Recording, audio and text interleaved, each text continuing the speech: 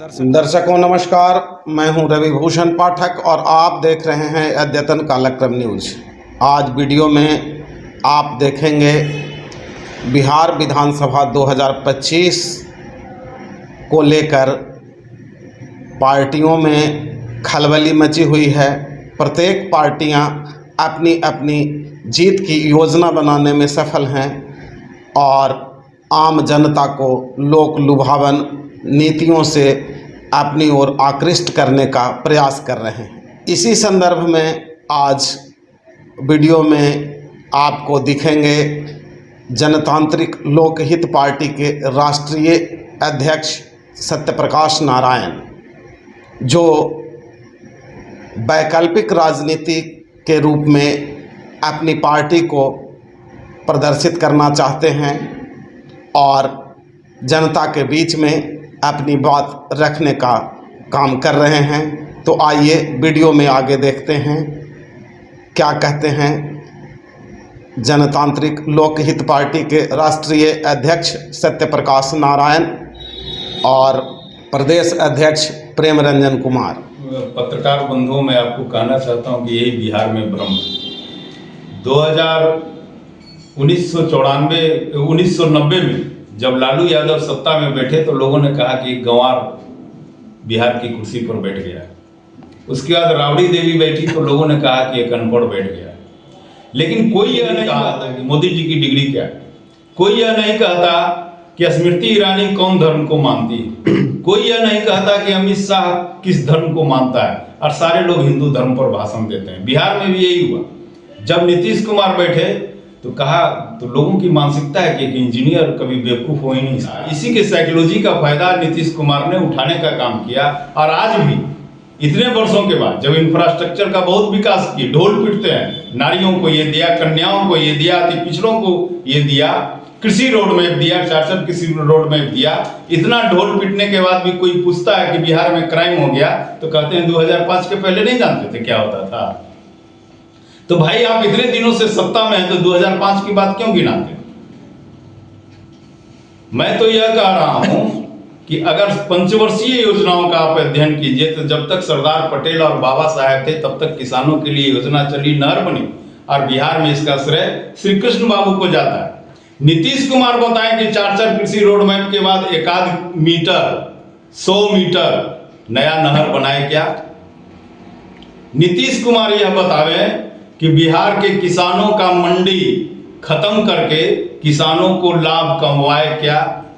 और आज बात कर रहे हैं 4थे कृषि रोड मैप के समापन के बाद कह रहे हैं कि बाजार समिति को फिर से खोलना चाहिए। तो बंद क्यों करवाया? कितनी गलतियां नीतीश कुमार करेंगे? एक इंजीनियर कितनी बड़ी गलती करेगा? पहली बार कहा कि जीतन राम मांझी को मुख्यमंत्री बनाकर हमने गलती की।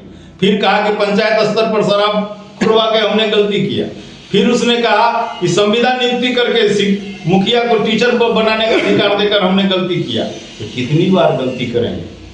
कि बाजार समिति भी, किसानों का बाजार समिति भी नीतीश कुमार ने बंद करवाया, और आज खुलवाने के लिए इनको एक रोड मैप बना है, लूट का रोड मैप बना है। इंफ्रास्ट्रक्चर के विकास को कहते हैं कि आर्थिक विकास हो गया, रोजगार बढ़ा क्या? कोरोना के काल में 63 लाख लोग पलायन करके दूसरे राज्यों से बिहार आए। आर्थिक विकास अगर हुआ रहता तो आप बढ़ाते। वो कहते हैं कि 2005 के पहले क्या था? तो यह भी बताइए कि 2005 के पहले भारत सरकार का बजट क्या था और बिहार का बजट क्या था? 2000 और जो बुनियाद आपने इंफ्रास्ट्रक्चर का रखा, उस वक्त क्या भाजपा का वहां प्रधानमंत्री था? वहां का प्रधानमंत्री मनमोहन सिंह था, कांग्रेस का प्रधानमंत्री था। तो यह मान लेना, हमारे लोगों को यह मान लेना, हमारे मतदाताओं को यह मान लेना कि एक इंजीनियर है तो कभी बेवकूफ नहीं हो सकता है। इसी बेवकूफी, इसी साइकोलॉजी का फायदा नीतीश कुमार उठाते हैं। और आज भी अपने शासन के इतने वर्षों के बाद लोगों को लालू यादव और तेजस्वी का डर। मैं यह कह रहा हूं कि लालू यादव साला साली से बेटा बेटी पर आ गए। यह भ्रम तो जादवों के बीच न टूटना चाहिए कि दूसरे जादव यह नेता नहीं बन पाए।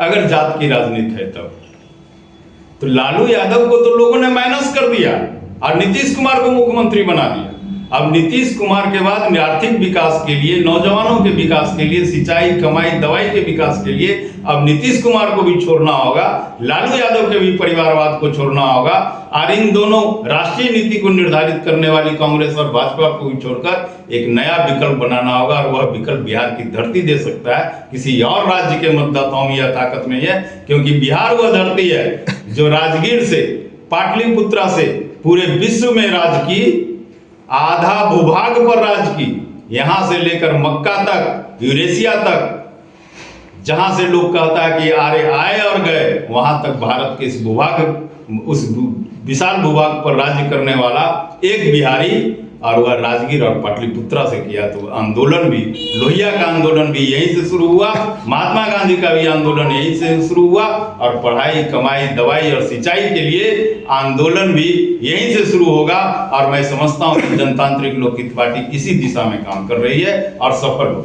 देखिए, जनतांत्रिक लोकहित पार्टी का मैं राष्ट्रीय अध्यक्ष हूँ, सत्यप्रकाश नारायण, और हमने हमेशा विकल्प की बात किया है।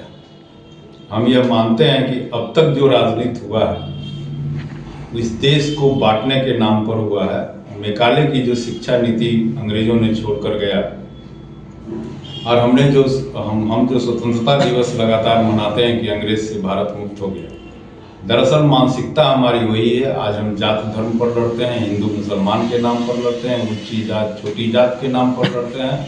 मेरा जो असल समस्या है, सिंचाई, पढ़ाई, कमाई, दवाई, वह छूट गया।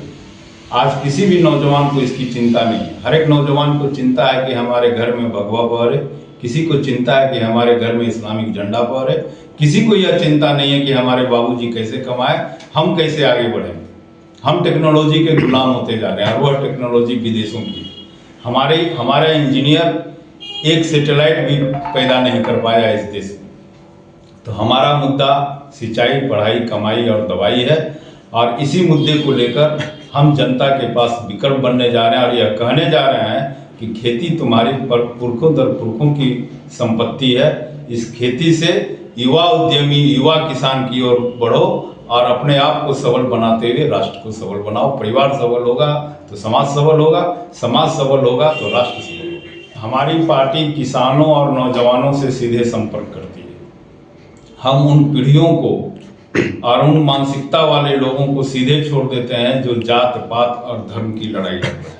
इस मुद्दे पर ना कभी हमारा बयान आता है और ना कभी हम इस विषय में सोचते हैं। अगर रात चलते हुए, हमारे प्रचार अभियान के चलते हुए कोई यह कहता है कि भारत को हिंदू राष्ट्र बनाता है, हम उसको प्रणाम करके आगे चले जाते हैं।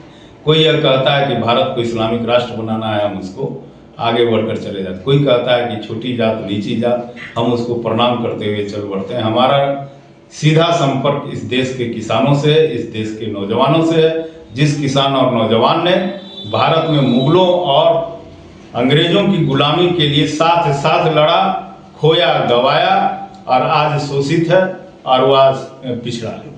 आने वाले विधानसभा में हम तो चाहेंगे कि सभी सीटों पर चुनाव लड़ें, युवाओं को चुनाव लड़ाएं, महिलाओं को चुनाव लड़ाएं, क्योंकि नारी शक्ति का राजनीतिकरण मेरा एक मुद्दा है।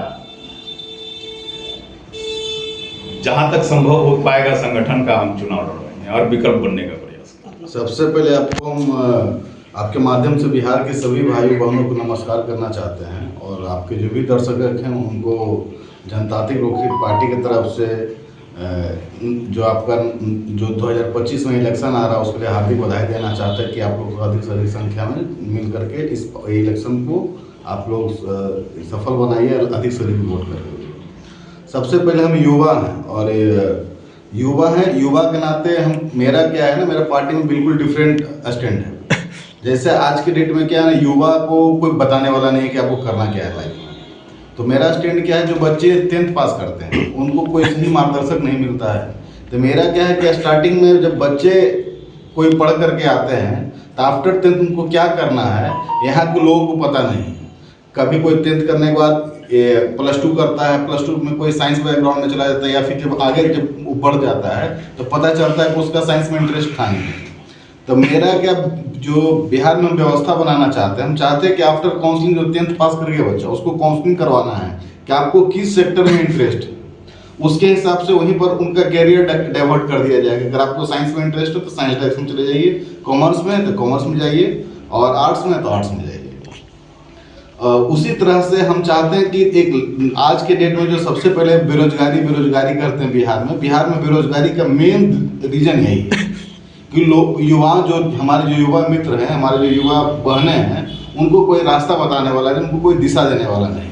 तो सबसे पहले बेरोजगारी को दूर करने के लिए एक छोटे से स्तर पर जो हम लोग का कैरियर काउंसलिंग जो हम लोग विधि व्यवस्था जो बनाएंगे वो हम लोग करना चाहते हैं कि सभी युवा को कम टाइम पर अच्छे डायरेक्शन में पढ़ाई करके वो उनको रोजगार मिल जाए, कहीं सेटल हो जाए। हम लोग का मेन फोकस वही है, युवा को सेटल करने का।